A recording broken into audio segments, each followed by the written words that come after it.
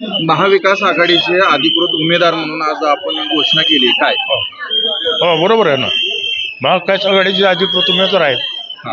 आणि पवार साहेबांनी हे सांगितलं म्हणजे अधिकृत उमेदवार अनेक ठिकाणी मैत्रीपूर्ण लढती आहे. तुम्हाला माहित आहे पंढरपुरामध्ये सुद्धा लढत आहे, बाकी श्रीनगरमध्ये आहे. पण बाहेर बोललं जातं अधिकृत उमेदवार ते आहेत. आता काय बोललं जातंय त्यांनी काय बोलावं हा त्यांचा प्रश्न आहे. पण मी सांगतोय की पवार साहेबांची माझी भेट झाल्यानंतर पवार साहेबांचे अधिकृत उमेदवार हेच आहेत आणि ही समजा फार तर मैत्रीपूर्ण लढत धरावी, पण अधिकृत उमेदवार हे आहेत.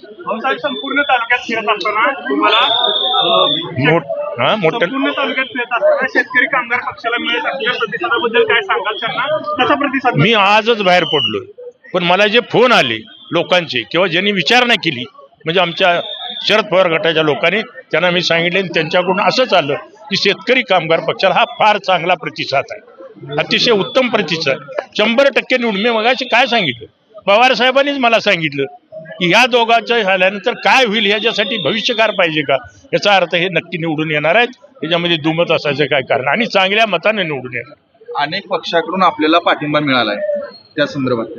निश्चितपणे स्वर्गीय आबासाहेबांनी 60 वर्ष एक निष्ठेने या तालुक्यातल्या आणि मतदारसंघातल्या गोरगरीब दीनदलित कष्टकरी बळीराजाची सेवा केली आणि ती चळवळ उभा करत असताना सर्वांना सोबत घेऊन ही चळवळ उभा केली आणि ह्या चळवळीचा आदर्श या महाराष्ट्राला आहे आणि त्याच कारणाने ही चळवळ टिकली पाहिजे आबासाहेबांच्या निधनानंतर, म्हणून सर्व पक्षातले नेते मंडळी आम्हाला पाठिंबा देत आहेत.